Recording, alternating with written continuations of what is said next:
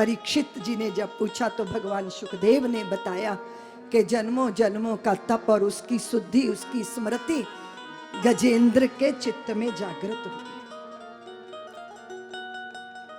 गजेंद्र मोक्ष की कथा तो सभी भारतीयों के मुखारविंद पर है। त्रिकूट पर्वत की तलहटी के विशाल जलाशय के अंदर गजराज जब जल पीने गया तो ग्राह ने उसका चरण पकड़ लिया। हाथी को अपने परिवार की भारी आसक्ति होती है। और मैंने ये देखा जब मैं छोटे से हरिद्वार में तप निरत थी, तब राजा जी गार्डन एक रिजर्व फॉरेस्ट है, वहां बहुत हाथी। तो रेल की पटड़ी में एक हथनी का पैर कट गया और वो गर्दन उठा उठा के अपने नन्हे को देख रही थी और उसका बच्चा उसका दूध पी रहा था। उस समय मेरा वात्सल्य मुखर हुआ था। तब मैंने पहली बार उस हथनी के बच्चे को पालने के थोड़ी बहुत कोशिश की। राजा नाम रखा उसका। लेकिन वो दृश्य मैं कभी नहीं भूल पाई कि मृत्यु के ग्रास में जा रही उसकी माता सिर्फ आंख भर भर के अपने बच्चे को देख रही है, उसकी चिंता कर रही है। ऐसे मोही प्रकृति का होता है हाथी। पूरे परिवार ने प्रयत्न किया गजराज के चरण को ग्राह के जबड़े से मुक्त करने का, लेकिन सालों युद्ध चला। ग्राह की गति जल में तीव्र है और हाथी की गति थल में तीव्र है। और जब सारा प्रयत्न हार गया गजेंद्र, तब ईश्वर को पुकारा। क्यों? पूर्व जन्म की स्मृति सजग हो गई। हे गोविंद, हे गोपाल। और जैसे ही गजेंद्र ने पुकारा तो तैसे ही द्वारका में भगवान व्याकुल हो गए। गरुड़ पर आरूढ़ होकर गजराज के लिए दौड़े और गजेंद्र पुकार रहा है। और कदाचित मात्र एक पुकार ही जीव के पास है, मात्र एक प्रार्थना, आकुल व्याकुल प्रार्थना। और उस आकुल व्याकुल प्रार्थना में ईश्वर ये नहीं देखते कि आरती का सामान सजा कि नहीं, चांदी का सिंहासन है या सोने का।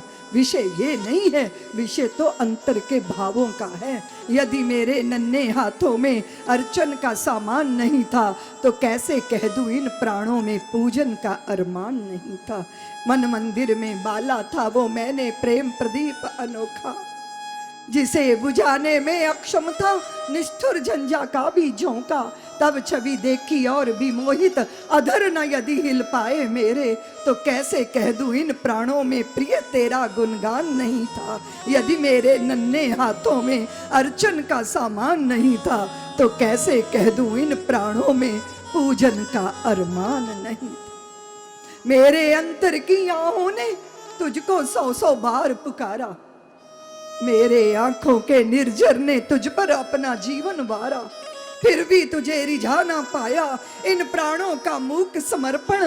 पाषाणों में रहने वाले प्रिय तू तो पाषाण नहीं था, पत्थरों में रहता है, पर तू तो चींटी के हृदय की भावना को भी समझता है। तो फिर मेरे पूजक मन को क्यों ना देख पाए तुम, फिर मेरी आराधक चित्तवृत्ति में क्यों ना झांक पाए तुम। मेरे अंतर की आहों ने तुझको 100 बार पुकारा। और पुकार तब सच्ची हृदय से उठती है जब दूसरों के प्रति आशा दुराशा में बदलती है। और जब तक तन को, जब तक मन को, बुद्धि को, अपनों को, लघु भग्गुओं को, अपनी सामर्थ्य को और अपनी शक्तियों को, पदों प्रतिष्ठाओं को झांकता है, तब तक पुकार हृदय से उठ ही नहीं पाती। और जब समस्त असमर्थता का बोध हो जाता है और जब समझ में आता है कि कुछ नहीं है, अकिंचन हूं, तब हृदय के गहनतम गहराइयों में से ईश्वर के लिए पुकार उठती। गजेंद्र पुकार रहे। गजेंद्र की पुकार को भगवान ने सुना।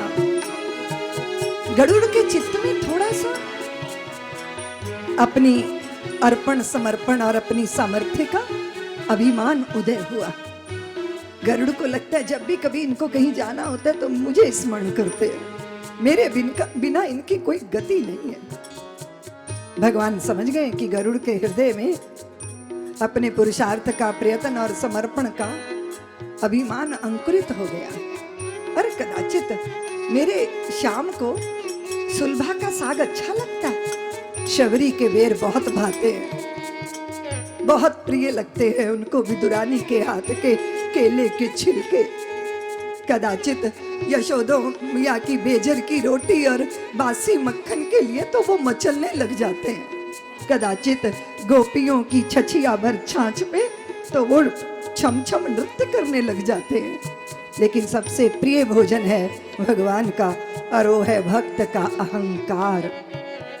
भगवान भगत के अभिमान का भोग लगाते हैं। उसकी निवृत्ति कैसे होगी? उसका भक्षण करना होगा।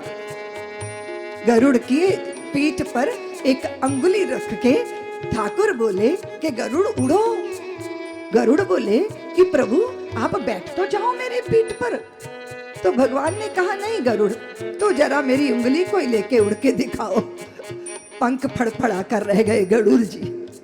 सामर्थ्य कहाँ गई पता नहीं चला, चरणों में प्रणत हो गए। नाथ आप ही की शक्ति है जो संचालित करती है। मैं व्यर्थ के गुमान में आत्म विमुग्ध हो रहा था। गरुड़ पर चढ़े प्रभु, लेकिन गजेंद्र की पुकार ने उनको इतना व्याकुल कर दिया कि गरुड़ की गति भी धीमी मालूम पड़ रही है। छोड़ दिया गरुड़ को, दौड़े। डूबते हुए गजराज ने कमल का पुष्प जलाशय से उठाया और भगवान को समर्पित किया, मानो मन समर्पित कर दिया हो। प्रभु ने चक्र चला के गजेंद्र के चरण को पकड़े हुए ग्राह की ग्रीवा को विदीर्ण कर दिया। देवों ने कहा कि प्रभु ये क्या किया? गजराज को खींच के बाहर निकाला, पर ग्राह को आपने पहले मुक्त कर दिया।